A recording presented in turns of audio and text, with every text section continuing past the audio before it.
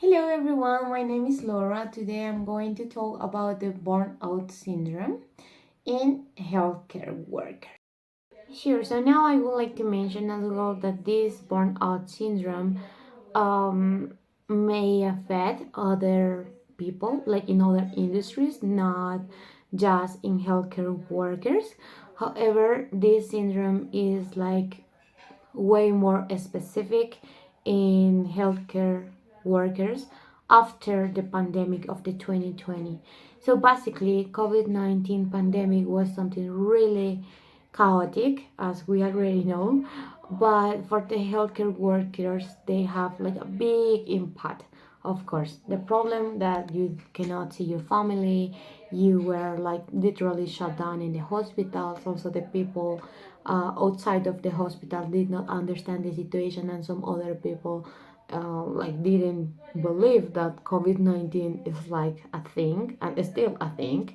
But of course, back in time was terrible, all the situations. So for the healthcare workers were really difficult to understand and not also understand, just like survive the pandemic, I will say.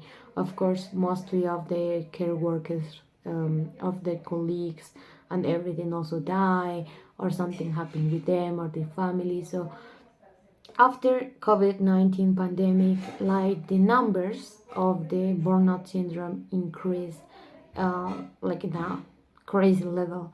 In this case, of course, like the research that I'm talking about is mostly in the US, but basically it's like something accurate, like some frustrating, some traumatic experience, sorry, could affect directly to the healthcare workers and um, develop in a burnout syndrome. So in this case, in Bogota, I choose Bogota also because over here is where I have plenty of experience working in hospitals, and over here is like where my experience is based. So here in Bogota, as I see, as and as I know, uh, the people, well, the hospital administration and of course the Colombian healthcare system is not something that is good.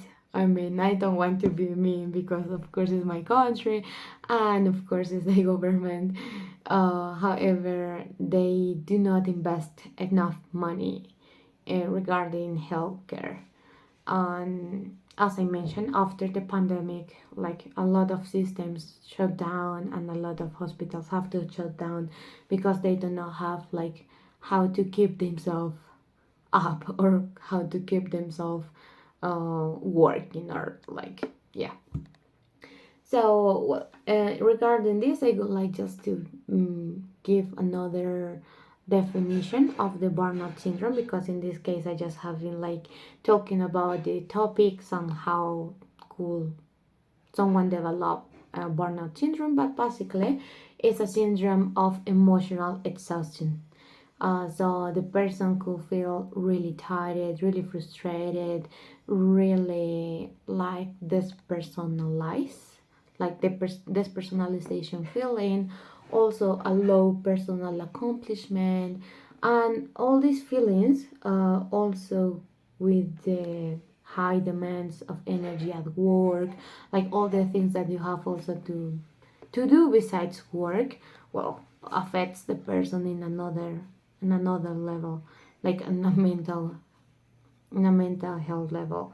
So basically, the first time that this syndrome was described was on 1974 for a psychologist called Herbert Freudenberg, and he was one of the volunteers on the drug riding East Village on New York City.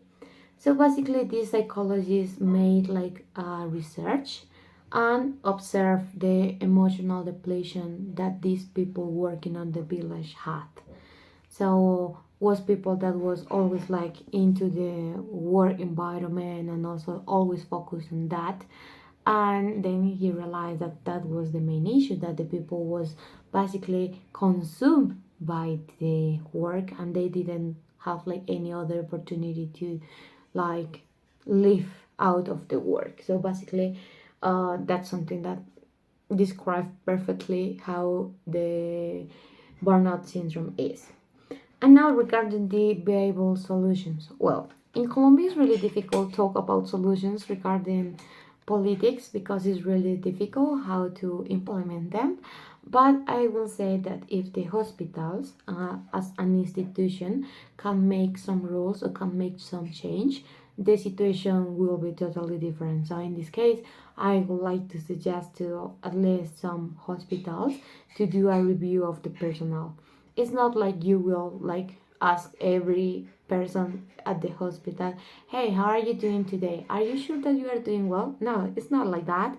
It's most likely, okay, this person maybe have been, I don't know, down these days, what is going on. It's not like being gossip about their life or something like that. It's like just let your personal knows that if they have issues with their mental health, they can easily raise the hand and say like, hey, I need help, maybe something is happening with me and I don't really know what is going on. That is basically something that the hospital could say. So in this case, in order to accomplish that option, the hospital might have to like make some change or like talk with the personnel and say like, okay, I would like to know if one of yours are like struggling with some personal stuff, or if you think that the work environment is not best, how we can do or what we can do regarding this issue and how I can help you to solve this issue. That's one thing that is more likely, like the hospital administration talk and be open mind regarding the healthcare problems, personal problems, but also like open mind regarding that mental health is important in order to improve also like the attention of the patient, but also like it, as I mentioned before, if you are not doing well, it's too difficult to like treat another people that is also not doing well. So that's something that I would like to work on it. And another thing is regarding law. In this case, as I mentioned before, it's like really difficult try to implement these kind of things because it's more regarding the low salary, the risk environment of some hospitals.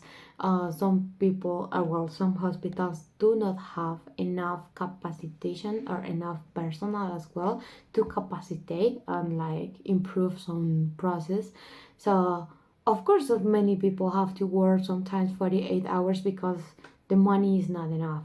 This is more like about law and how we can work together to invest a little bit more in health system department, in order to the people don't have to kill themselves to try to survive.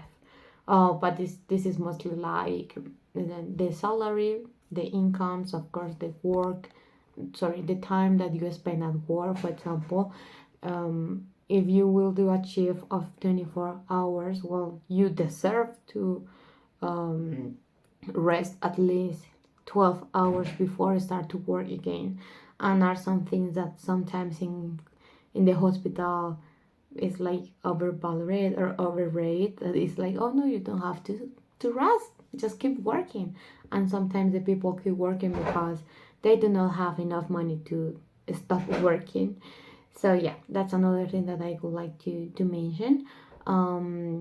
But basically everything is based on the investment, and the amount of money that the government is willing to invest in the Colombian health system.